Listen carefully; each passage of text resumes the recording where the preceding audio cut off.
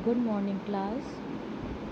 आज मैं आपको हिस्ट्री का अध्याय 2 यानी चैप्टर 2 पढ़ाने जा रही हूँ 6th क्लास की। तो लेसन का नाम है आखेट खाद्य संग्रह से भोजन उत्पादन तक। क्या नाम है लेसन का? आखेट खाद्य संग्रह से भोजन उत्पादन तक। ठीक है, इस लेसन में क्या है, क्या बताया गया है, देखिए। आरंभिक मानव आखिर ने इधर उधर क्यों घूमते थे? आरंभिक मानव आखिर वे इधर उधर क्यों घूमते थे? क्या क्या कारण था? देखिए, इसके बारे में बताते हैं, पढ़ते हैं आगे। हम उन लोगों के बारे में जानते थे जो इस उपमहाद्वीप में 20 साल पहले रहा करते थे। आज हम उन्हें आखेटक खाद्य संग्राहक के नाम से जानते हैं। किस नाम से जानते हैं उन्हें? हम आखेटक खाद्य संग्राहक के नाम से जानते हैं। भोजन का इस्तेमाल करने की विधि के आधार पर उन्हें इस नाम से पुकारा जाता था। मतलब क्या? भोजन का इंतजाम करने की विधि के आधार पर उन्हें इस नाम से पुकारा जाता है। किस नाम से पुकारा जाता था? आखेटक खाद्य संग्राहक के नाम से। आमतौर पर खाने के लिए वे जंगली जानवरों का शिकार करते थे, मछलियों और चिड़िया पकड़ते थे, फल फूल, दाने, पेड़ पत्तियाँ, अंडे इकट्ठा किया करते थे। आखेटक खाद्य संग्राहक समुदाय के लोग एक जगह से दूसरी जगह पर घूमते रहते थे। ऐसा करने के कोई कारण थे। ऐसा करने के कोई ना कोई कारण तो थे ही ना। पहला कारण यह था कि अगर वे एक ही जगह पर ज़्यादा दिनों तक रहते थे तो आसपास के पौधों, फूलों और जानवरों को खाकर समाप्त कर देते थे।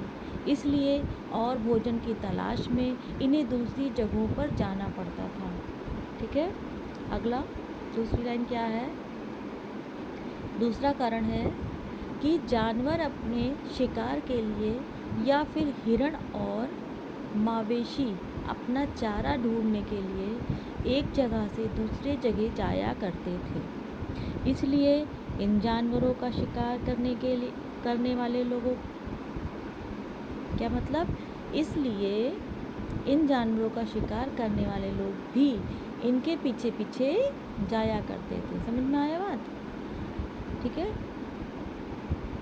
अगला दूसरी लाइन। तीसरा कारण क्या है कि पेड़ और पौधों में फल फूल अलग अलग मौसम में आते थे। इसलिए लोग उनकी तलाश में उपयुक्त मौसम के अनुसार अन्य इलाकों में घूमते होंगे। फिर चौथा कारण क्या था? पानी के बिना किसी भी प्राणी या पेड़ पौधों का जीवित रहना संभव नहीं होता और पानी झीलों, झरनों तथा नदियों में ही मिलता था। समझ में आया? यद्यपि कई नदियों और झीलों का पानी कभी सूखता, मतलब यद्यपि नदियों और झीलों का पानी कभी नहीं सूखता। कुछ झीलों और नदियों में पानी बारिश के बाद भी मिल पाता है। इसलिए ऐसी झीलों और नदियों के किनारे बसे लोगों को सूखे मौसम में पानी की तलाश में इधर उधर जाना पड़ता होगा। पहले की बात बता रहे हैं कि इस मौसम में लोगों को पानी की तलाश में इधर उधर जाना पड़ता होगा जब सूखा पड़ जाता है। ठीक, फिर क्या है? आरंभिक मानव के बारे में जानकारी कैसे मिलती है? पुरातत्वविदों को कुछ ऐसी वस्तुएं मिली हैं जिनका निर्माण और उपयोग आखेटक खाद्य संग्राहक किया करते थे। यह संभव है कि लोगों ने अपने काम के लिए पत्थरों, लकड़ियों और हड्डियों के औजार बनाए हों। ठीक, किसके औजार बनाते थे? पत्थरों, लकड़ियों और हड्डियों के औजार बनाए हों। इसमें से पत्थर के औजार आज भी बचे हैं। हड्डियों के भी नहीं बचे, लकड़ियों के भी नहीं बचे, लेकिन पत्थर है जो खराब नहीं होता है, उसके औजार बने हैं। वो आज भी हैं। इनमें से कुछ औजारों का उपयोग फल फूल काटने के लिए, हड्डियाँ और मांस काटने तथा पेड़ों की छाल और जानवरों की खाल उतारने के लिए किया जाता था। कुछ के साथ हड्डियाँ और लकड़ियों के मुट्ठे लगाकर भाले और बाण और जैसे हथियार बनाए जाते थे। कुछ औजारों से लकड़ियाँ काटी जाती थीं। लकड़ियों का उपयोग ईंधन के साथ साथ झोपड़ियाँ और औजार बनाने के लिए भी किया जाता था। ये देखिए, पिक्चर देखिए आप, ठीक। क्या है ये? पत्थरों के औजारों का उपयोग बाएं इंसान के खाने योग्य जड़ों को खोदने के लिए किया जाता था। और दाएं तरफ क्या लिखा है? ये जो इधर वाली पिक्चर है, इसमें क्या ये किस क्या जानवरों की खाल से बने वस्त्रों से को सिलने के लिए किया जाता था। जो जानवर से बनी खाल से बने वस्त्र थे उनको सिला जाता था इन पत्थरों से, और इसको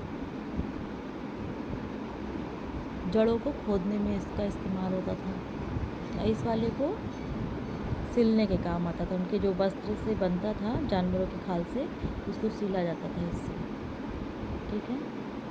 अगला, रहने की जगह निर्धारित करना। मानचित्र 2 को देखें। मानचित्र 2 कहाँ है?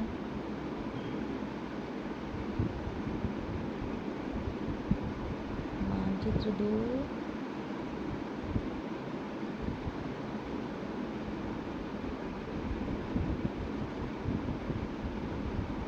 चलिए भी देखते हैं। लाल के त्रिकोण वाले स्थान से पुरा स्थल है, जहाँ पर आखेटक खाद्य संग्राहकों के होने के प्रमाण मिले। जहाँ पर आखेटक खाद्य संग्राहकों के होने का प्रमाण मिला है। इनके अलावा भी और कई स्थानों पर आखेटक खाद्य संग्राहक रहते थे। मानचित्र में सिर्फ कुछ गिने चुने स्थान ही चिन्हित किए गए हैं। कई पुरास्थल नदियों और झीलों के किनारे पाए गए हैं, ठीक। मानचित्र 2 ये है। त्रिकोण वाले पुरास्थल है, ये देखिए। ये जितने ये इनको इन चिन्हों के द्वारा चिन्हित किया गया है। ये देखिए, पूरा पाषाणिक पुरास्थल है। ये चिन्ह इसका है। नव पाषाणिक पुरास्थल है, महापाषाणिक पुरास्थल है, ये आरंभिक गांव है, आधुनिक गांव है। अब इसी चिन्ह के हिसाब से आप पता कर लीजिए। ये देखेंगे, ये चिन्ह जहाँ जहाँ बना है वहाँ पूरा पाषाणिक पुरास्थल है। देखिए कहाँ पर है। ये कुरनूल गुफाएं, ये पुरास्थल है, पूरा पाषाणिक पुरास्थल है। और ये पूरा पाषाणिक का हुसगी। और कहाँ है बच्चों? ये देखिए, भीम बेटका, ये पूरा स्थल है। अरे पूरा पाषाणिक है। और कहाँ है? देखिए कहीं है। और कितने हैं? 1 2 3, ये तीन जगह अभी इसमें दिखाया जा रहा है, ठीक है। और नव पाषाणिक पुरास्थल कहाँ कहाँ है? जिसमें ये ब्लू कलर के, ये पय्यम पल्ली, फिर ये क्या है? हल्लूर। और कहाँ है? ये देखिए, कोल्डी हवा, महागढ़ा, चिराद। और कहाँ है? दियोजली, हेडिंग। और एक ये यहाँ पे ऊपर है बुर्ज होम, ठीक। ये नवपाषाण है, नवपाषाणिक है। अब महापाषाणिक कहाँ है? जिसमें एक गोल गोल ग्रीन कलर का सर्कल है, ये देखिए। आदि चनलूर, ब्रह्मगिरी। और कहाँ है? इसमें तो सिर्फ 2 ही जगह दिखा रहे हैं महापाषाणिक, ठीक। अब क्या है? आरंभिक गांव कहाँ कहाँ है? जहाँ पे ये क्रिस्टल टाइप का बना हुआ है। आरंभिक गांव, इनाम गांव है। और कहीं है? मेरे ख्याल से एक ही है। आरंभिक गांव सिर्फ इनाम गांव को दिखा रहा है, ओके। फिर और देखिए, आधुनिक नगर कहाँ है जहाँ स्टार बने हुए हैं? ये मुंबई, कोलकाता, मुंबई कोलकाता, दो ही दिखा रहा है इसमें, ठीक है।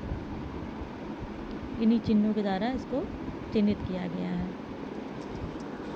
आगे देखिए,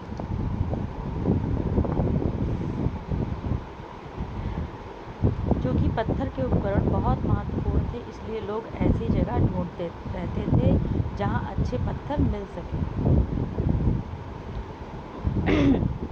देखिए, भीमबेटका आधुनिक मध्य प्रदेश। इस पुरा स्थल पर गुफाएं व कंदराएं मिली थी। लोग इन गुफाओं में इसलिए रहते थे क्योंकि वहाँ जहाँ उन्हें बारिश, धूप और हवाओं से राहत मिलती थी। ये वे गुफाएं नर्मदा घाटी के पास हैं। क्या तुम बता सकते हो कि रहने के लिए लोगों ने यह स्थान क्यों चुना? देखिए, यहाँ पे शैल चित्रकला, जिसमें हमें क्या पता चलता है। शैल चित्रकला ये है, देखिए, ये बनी है। इसके बारे में बताइए। देखिए, जिन गुफाओं में लोग रहते थे उनमें से कुछ दीवारों पर चित्र मिले, जिनमें से कुछ सुंदर उपकरण मध्य प्रदेश की दक्षिण उत्तर प्रदेश की गुफाओं से मिले चित्र हैं। इनमें जंगली जानवरों का बड़ी कुशलता से सजीव चित्रण किया गया है, ठीक है। ये देखिए, जंगली जानवरों का सजीव चित्रण। देखिए, ये तो साफ साफ दिख रहा है कि ये हिरन है, ये मानव है, कोई जैसे शिकार करते हुए पकड़ा जा रहा है, ऐसा लग रहा है, ठीक। आगे बढ़िए, ये गुफाएं हैं, ठीक, इसी में लोग रहते थे पहले। आखेटक खाद्य संग्रह में से भोजन उत्पादन तक, तो लेसन का नाम है। अगला देखिए, पुरा स्थल क्या? पुरा स्थल उस स्थान को कहते हैं जहां औजार, बर्तन और इमारतों जैसी वस्तुओं के अवशेष मिलते हैं। ऐसी वस्तुओं का निर्माण लोगों ने अपने काम के लिए किया था और बाद में वे उन्हें वहीं छोड़ गए। ये ज़मीन के ऊपर, अंदर, कभी कभी समुद्र और नदी के तल पर भी पाए जाते हैं। इन पुरा स्थलों के बारे में आपको अगले अध्याय में बताया जाएगा, ठीक है। अब आग की खोज के बारे में क्या है? मानचित्र 2 में कुरनूल गुफा, डेढ़ो, पृष्ठ 12 पर यहाँ राख के अवशेष मिले हैं। इसका मतलब यह है कि आरंभिक लोग आग जलाना सीख गए थे। आग का इस्तेमाल कई कार्यों के लिए किया गया होगा, जैसे कि प्रकाश के लिए, मांस ढूंढने के लिए और खतरनाक जानवरों को दूर आदि भगाने के लिए, ठीक। आग का इस्तेमाल किया जाता था। कौन से? कुरनूल गुफा, अभी मैंने इसमें देखा था, कुरनूल गुफा, ये देखिए, यहाँ पे हुआ था, ठीक।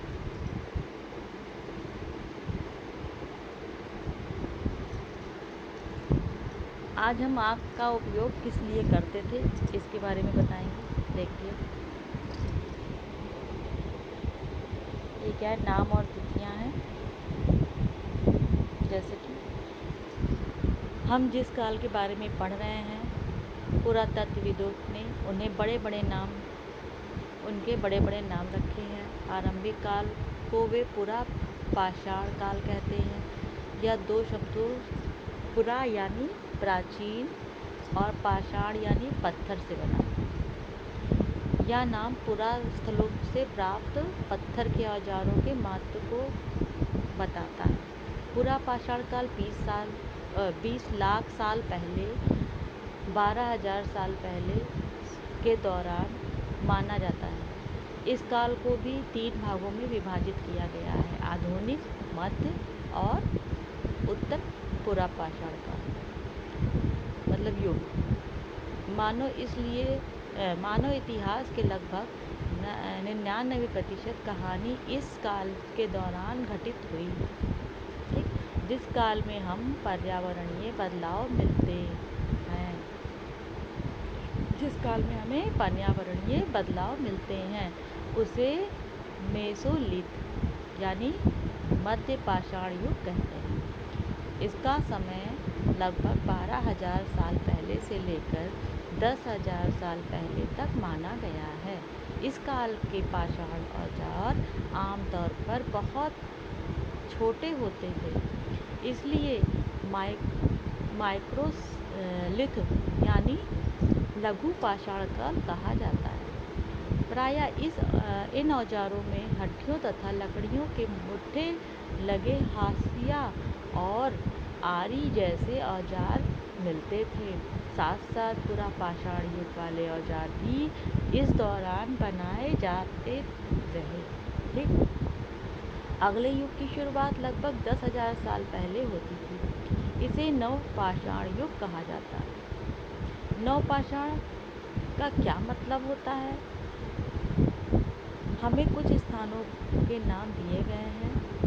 अगले अध्यायों में तुम्हें ऐसे अनेक नाम मिलेंगे। अक्सर हम पुराने स्थानों के लिए उन नामों का प्रयोग करते हैं जो आज प्रचलित हैं, क्योंकि हमें ज्ञात नहीं है कि उस काल में इनके क्या नाम रहे होंगे। ठीक, ये हो गया। अब हम बताएंगे बदलती जलवायु के बारे में। क्या है बदलती जलवायु? लगभग 12,000 साल पहले दुनिया की जलवायु में बड़े बदलाव आए और गर्मी बढ़ने लगी। इसके परिणाम स्वरूप कई क्षेत्रों में घास वाले मैदान बनने लगे।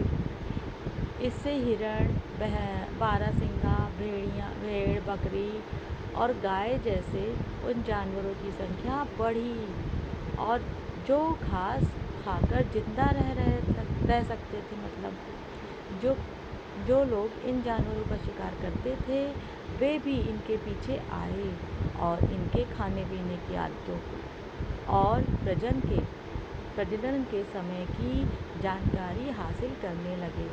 हो सकता है कि तब लोग इन जानवरों को पकड़कर अपनी ज़रूरत के अनुसार पालने की बात सोचने लगे। साथ ही इस काल में मछली भी भोजन का महत्वपूर्ण स्रोत बन गई। इस काल में क्या हुआ? मछली भी भोजन का महत्वपूर्ण स्रोत बन गई।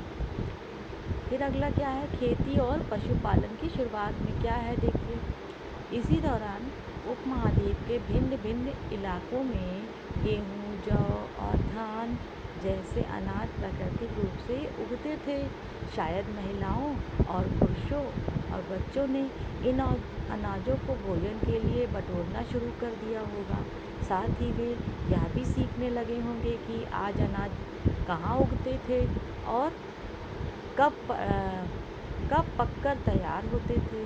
ऐसा करते करते लोग इन अनाजों को खुद पैदा करना सीख लिया। ऐसा करते करते लोगों ने इन अनाजों को खुद ही पैदा करना सीख लिया। इसी प्रकार धीरे धीरे वे कृषक बन गए होंगे।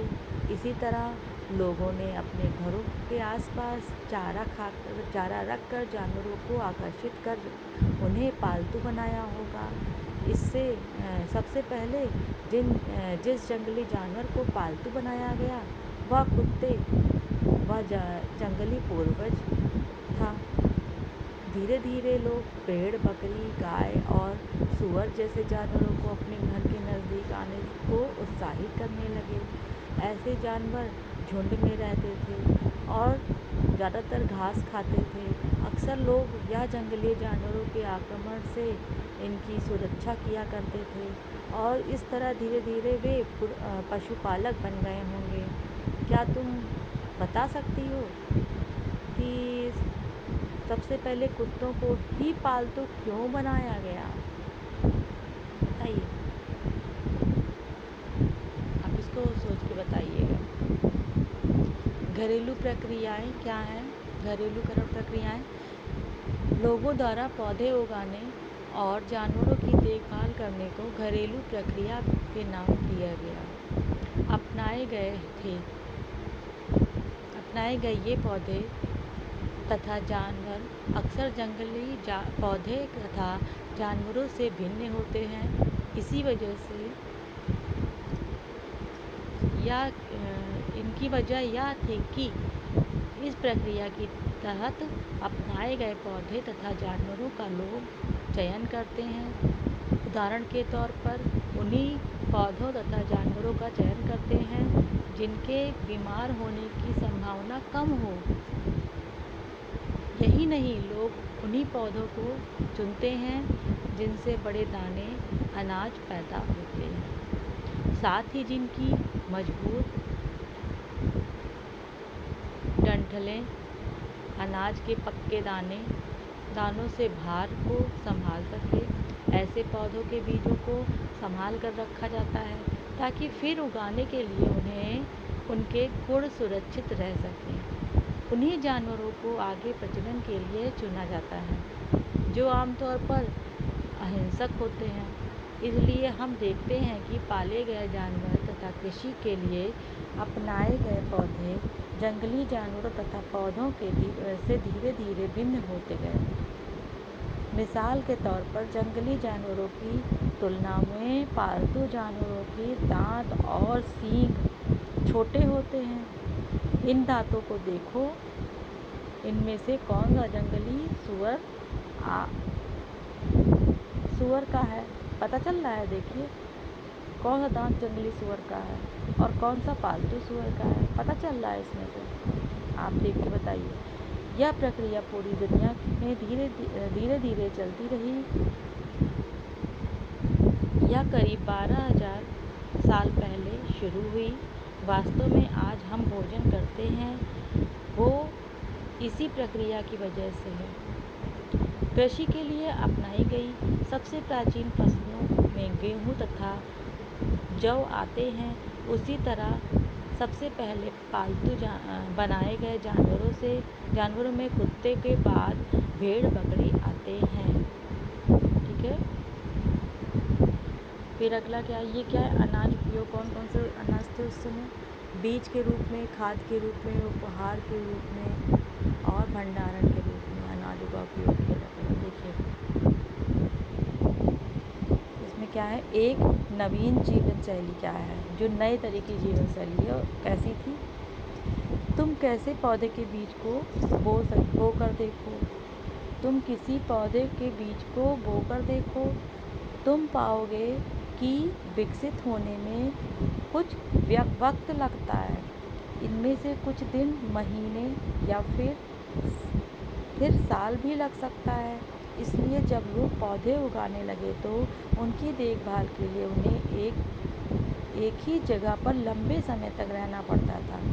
बीज बोने से लेकर फसलों के पकने तक तथा पौधों की सिंचाई करने, खरपतवार हटाने, जानवरों और चिड़ियों से सुरक्षा करने के लिए और जैसे बहुत से काम शामिल थे। कटाई के बाद अनाज का उपयोग बहुत संभाल कर करना पड़ता था। अनाज को भोजन और बीज दोनों ही रूपों में बचा कर रखना आवश्यक था। इसलिए लोगों को इनके भंडारण की बात सोचनी पड़ी। बहुत से इलाकों में लोगों ने मिट्टी के बड़े बड़े बर्तन बनाए, टोकरियाँ बुनी या फिर ज़मीन में गड्ढा खोदा। क्यों खोदा गड्ढा? क्या तुम्हें लगता है कि शिकारी या भोजन संग्रह करने वाले बर्तन बनाते और उनका उपयोग करते होंगे? अपने जवाब के कारण बताओ, क्या जवाब है आपका?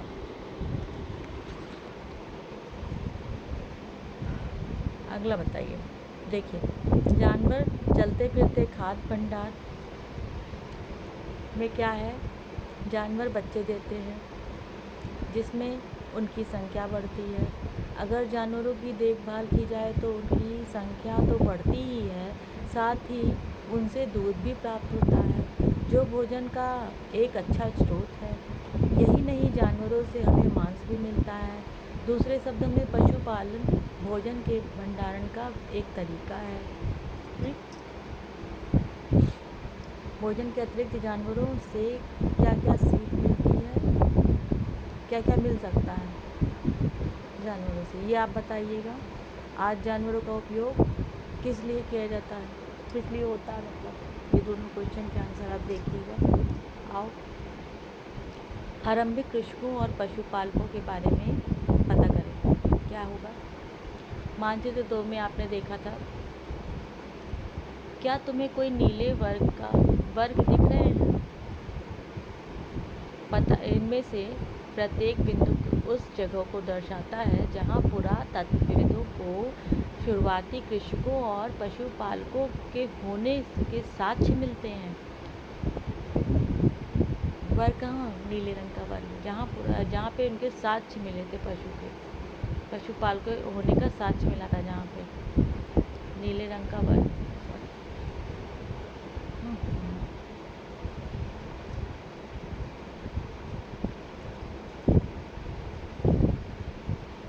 जितने भी स्क्वायर रूप में बना है वर्ग, यहाँ पे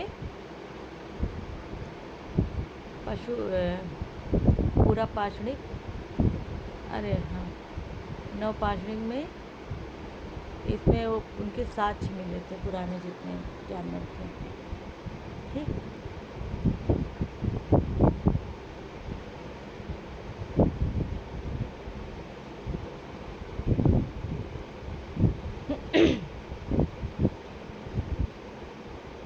ये पूरे उपमहाद्वीप में पाए गए हैं। इनमें सबसे महत्वपूर्ण पश्चिमोत्तर क्षेत्र में आधुनिक कश्मीर में और पूर्वी तथा दक्षिण भारत में पाए गए हैं। वास्तव में ये निर्दिष्ट स्थान कृषकों और पालकों की बस्तियां थी या नहीं, इसे जांचने के लिए वैज्ञानिक खुदाई में मिले पौधों और पशुओं की हड्डियों के नमूनों का अध्ययन करते हैं। इनमें से सबसे रोचक जले हुए अनाज के दानों के अवशेष हैं। ऐसा लगता है कि ये गलती से या फिर जानबूझकर जलाए गए होंगे।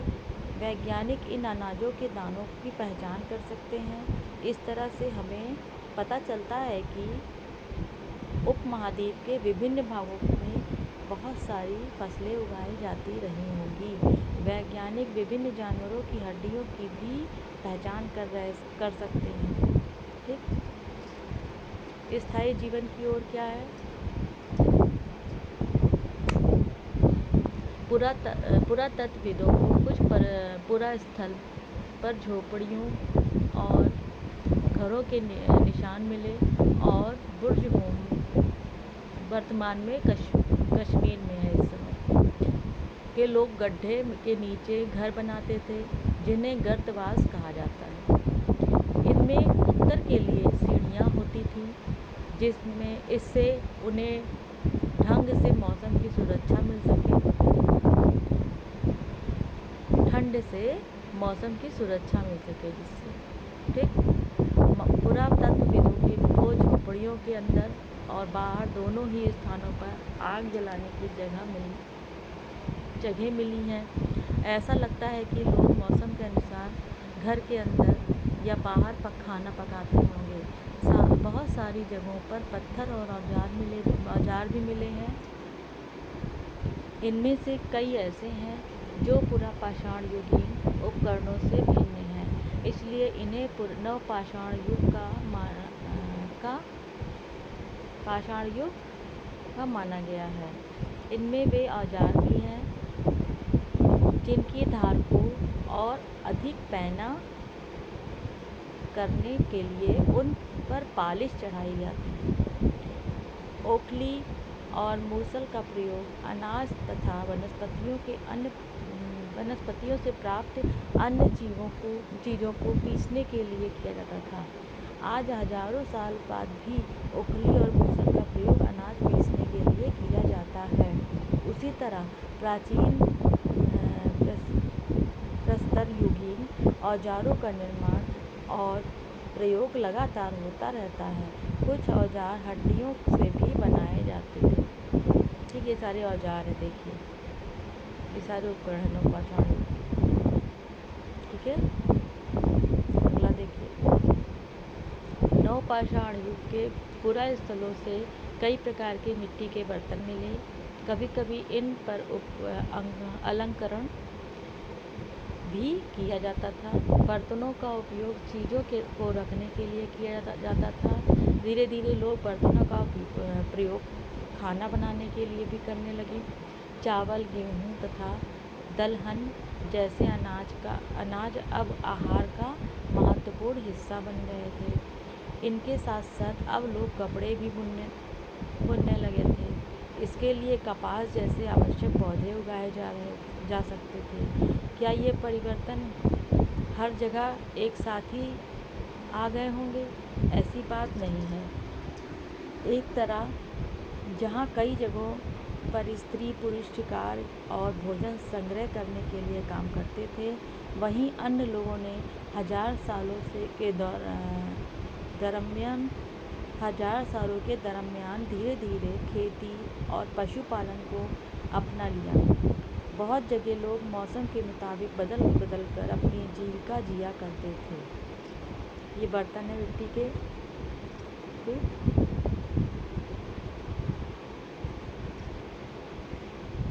सूक्ष्म निरीक्षण क्या होता है? मेहरगढ़ के जीवन मृत्यु।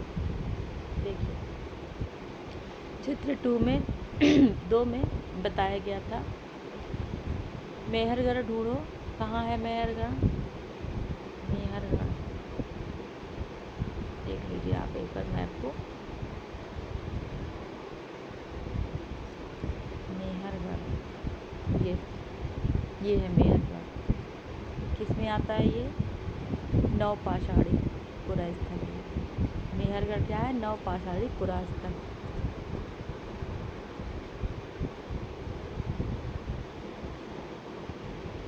ठीक है।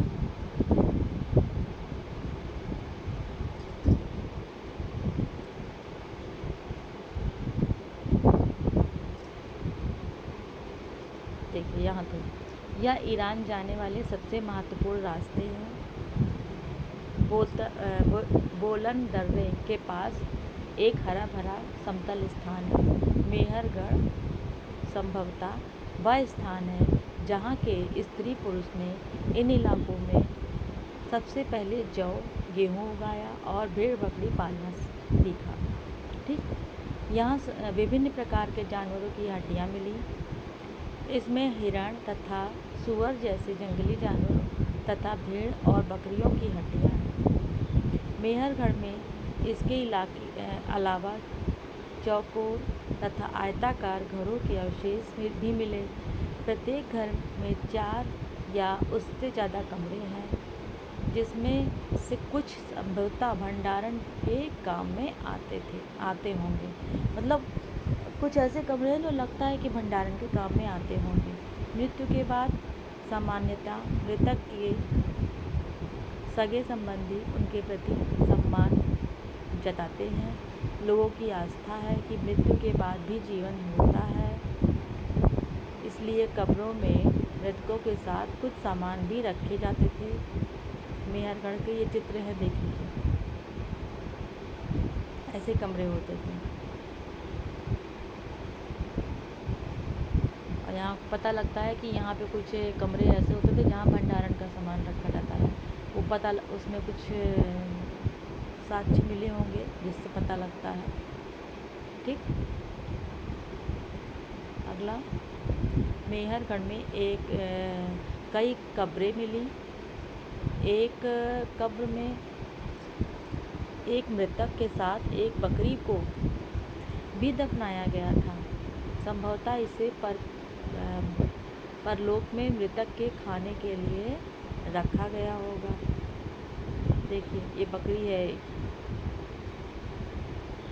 मृतक के साथ बकरी को भी दफनाया गया था यहाँ पर।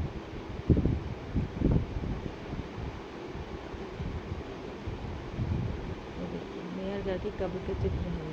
क्या तुम बकरी के कंकाल को पहचान सकते हो? इसमें से कौन है बकरी का कंकाल? कैसे पता चलेगा? पहचान लो।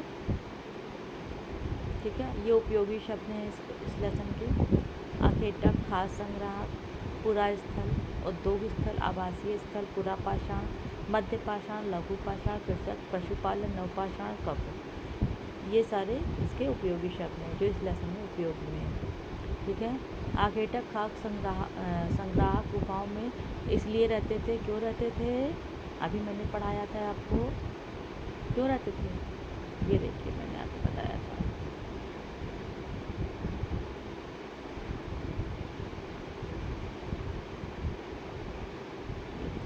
इसमें देखा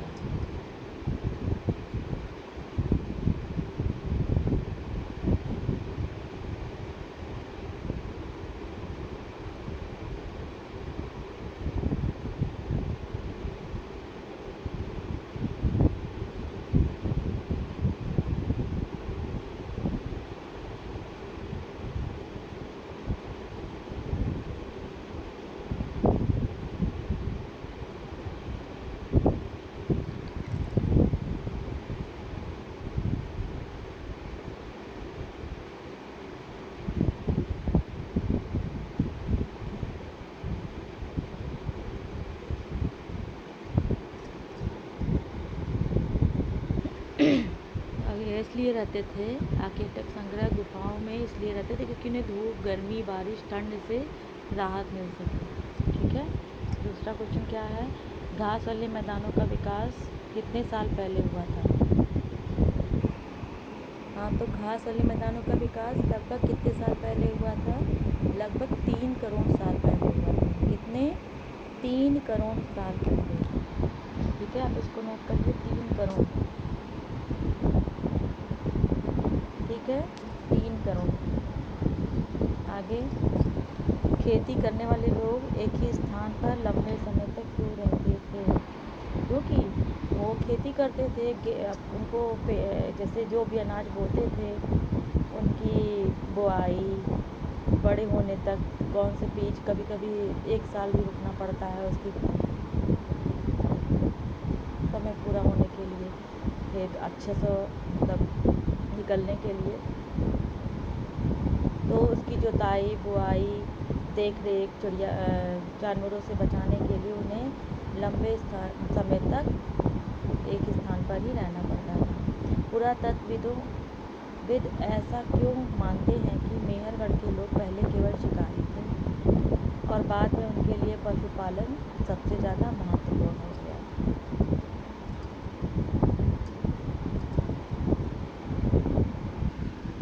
देखिए बच्चों, मैं आपको फिर से क्वेश्चन आंसर करा दे रही हूँ। फिल इन द ब्लैंक्स में क्या? आखेटक खास संग्राहक गुफाओं में इसलिए रहते थे क्योंकि वहाँ उन्हें बारिश में, धूप से, ठंड से बचाव मिलता था, इसलिए रहते थे। घास के मैदानों का विकास कब, कितने साल पहले हुआ? तो 10,000 साल पहले हुआ था। ठीक है, 10,000 साल पूर्व पहले हुआ था घास के मैदानों का विकास। खेती करने वाले लोग एक ही स्थान पर लंबे समय तक क्यों रहते थे? ठीक है, इसको मैं आपको बता रही हूँ।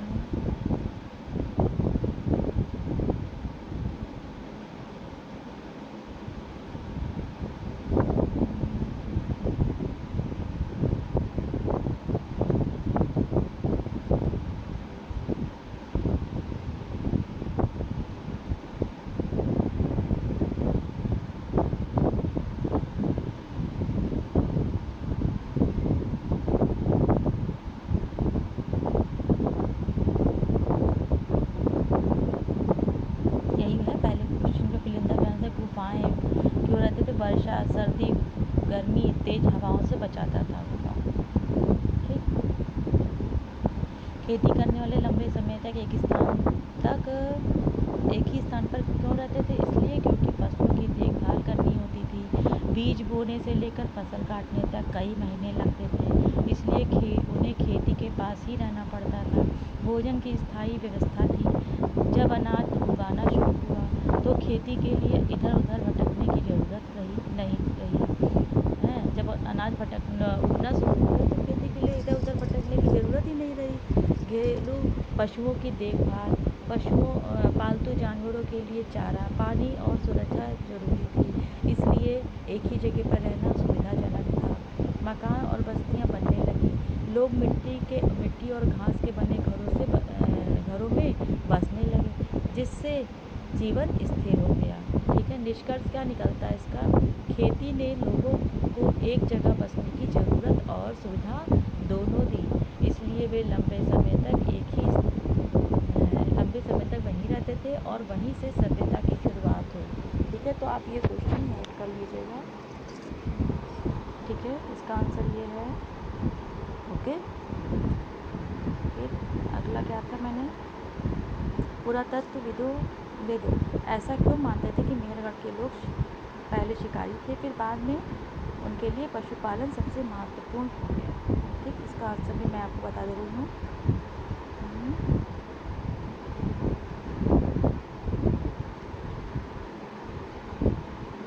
हाँ, देखिए, पुरातत्वविद्ता पुराने अवशेषों का अध्ययन करने वाले वैज्ञानिक थे। खुदाई में इन मिले साक्ष्य के आधार पर यह मानते थे कि प्रारंभिक समय स्तर पर मेहरगढ़ के लोग शिकार करके जीवन यापन करते थे। खुदाई में जानवरों की हड्डियाँ मिली, जिनमें जंगली जानवरों की हड्डियाँ बहुत ज़्यादा थीं। बाद के स्तर पर जब खेती और स्थायी बस्तियाँ बनने लगी, तो खुदाई में पालतू जानवरों की हड्डियाँ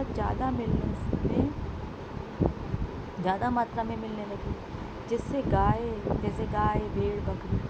ठीक, इससे पता चलता है कि समय के साथ शिकार कम हुआ और पशुपालन मुख्य जीवन निर्भर बन गया। ठीक है, निष्कर्ष क्या निकलता है? इस प्रकार खुदाई में मिले अवशेषों और हड्डियों के प्रकार से यह समझा गया कि मेहरगढ़ के लोग पहले शिकारी थे, लेकिन समय के साथ उन्हें पालतू जानवरों को पालना शुरू किया और पशुपालन करके जीवन का मुख्य हिस्सा बन गए। ठीक है, इस क्वेश्चन का आंसर ये है। अगला, आखेटक खाद्य संग्राहक एक स्थान से दूसरे स्थान पर क्यों घूमते रहते थे? उनकी यात्रा आज की हमारी यात्रा के कारणों में क्या समस्याएं हैं? भिन्नता बताओ। तो इसका आंसर है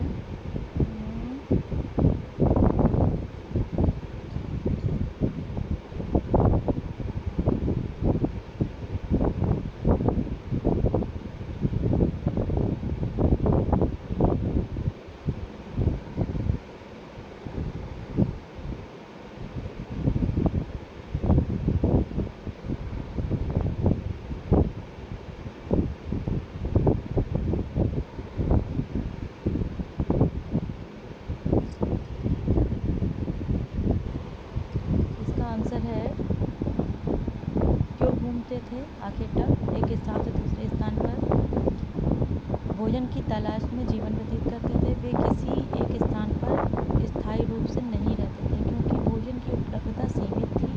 जब किसी स्थान पर फल, कन्द या जानवरों का भंडार खत्म हो जाता था, तो उन्हें नए स्थान पर जाना पड़ता था। मौसम के बदलाव के अनुसार वनस्पति और जानवरों की उपलब्धि बदलती रहती थी। जैसे वर्षा ऋतु में कुछ जगह हरी भरी होती थी, पानी की ज़रूरत पीने के पानी का स्रोत हमारे उपलब्ध नहीं होता था, इसलिए जल स्रोत की तलाश में घूमते रहते थे। जानवरों का पीछा शिकारी जानवरों के झुंड के पीछे चलते थे, इसलिए खुद भी स्थान बदलते थे। प्राकृतिक आपदाओं से बचाव, बाढ़, सूखा आदि आने पर स्थान बदलना पड़ता था। ठीक है,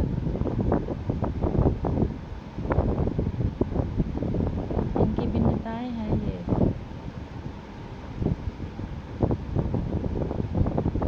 आखेटक यात्रा की भिन्नताएं क्या है आज की यात्रा में? मापदंड है आखेटों की यात्रा। कारण भोजन, पानी, शिकार। साधन पैदल चलना। समस्या भोजन की अनिश्चितता के मार। स्थानांतरण की स्थायित्व, अस्थायी मतलब बार बार बदलना। आश्रय रहने की जगह, अस्थायी झोपड़ी और गुफाएं। ये इनकी भिन्नताएं हैं। निष्कर्ष क्या निकलता है?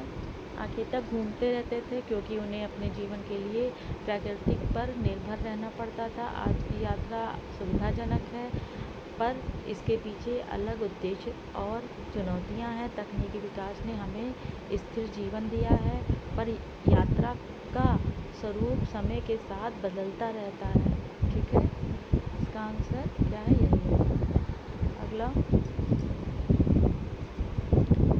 आखेटक खाद्य संग्राहक आग का उपयोग किन किन चीज़ों के लिए करते थे? क्या तुम आज आग का उपयोग किन किन चीज़ों के लिए करोगे, ये भी बता दो जरा।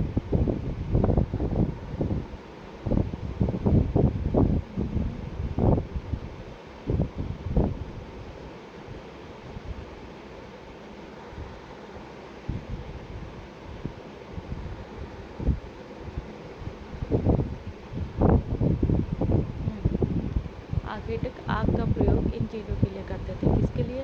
भोजन पकाने के लिए। कच्चे भोजन को पकाकर भी स्वादिष्ट व पचाने योग्य बनाते थे। ठंड से बचने के लिए आग, और उन्हें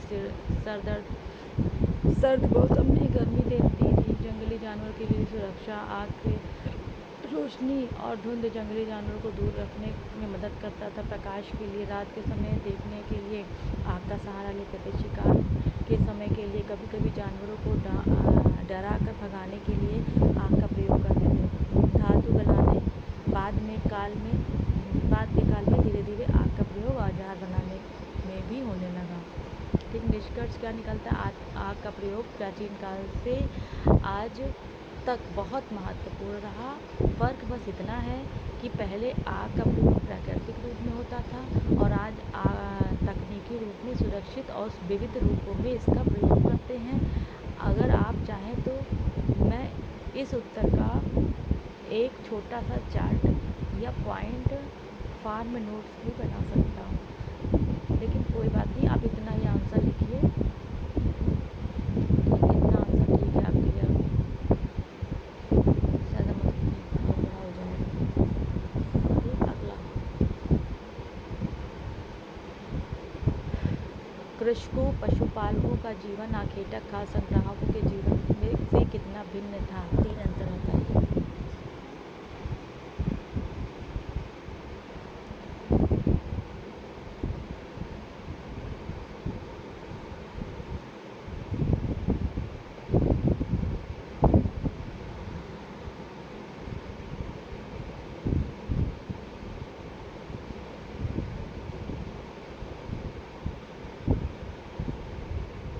देखिए 3 अंतर क्या है इसके।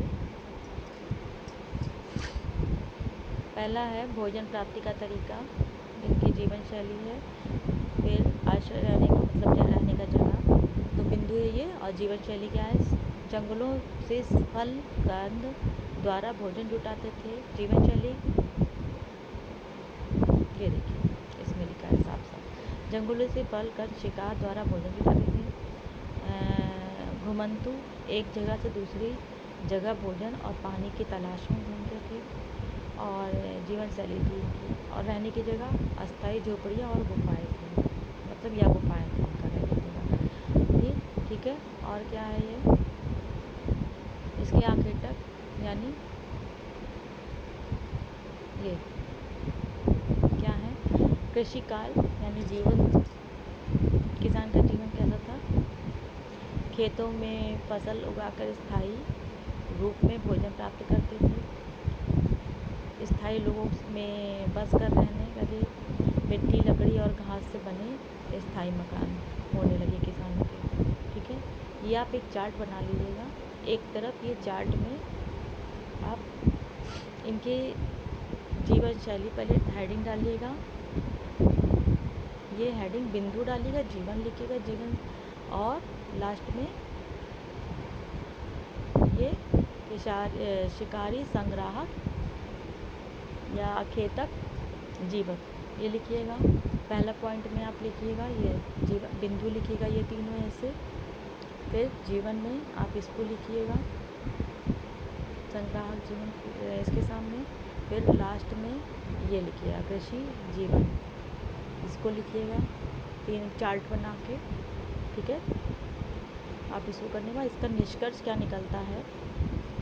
निष्कर्ष है, शिकारी संग्राहक लोग प्रकृति पर सीधे निर्भर करते थे और जीवन अस्थिर था, जबकि कृषि काल में लोगों ने खेती और पशुपालन से जीवन को स्थिर और संगठित बना लिया। ठीक है, तो इसका आंसर ये है, आप इसको नोट भी कर ले सकते हैं और स्क्रीनशॉट भी ले सकते हैं। ठीक है, आज ये मैंने आपको सारे क्वेश्चन करा दिए हैं। अगले वीडियो में मैं लेसन 3 पढ़ाऊँगी हिस्ट्री के। ठीक है।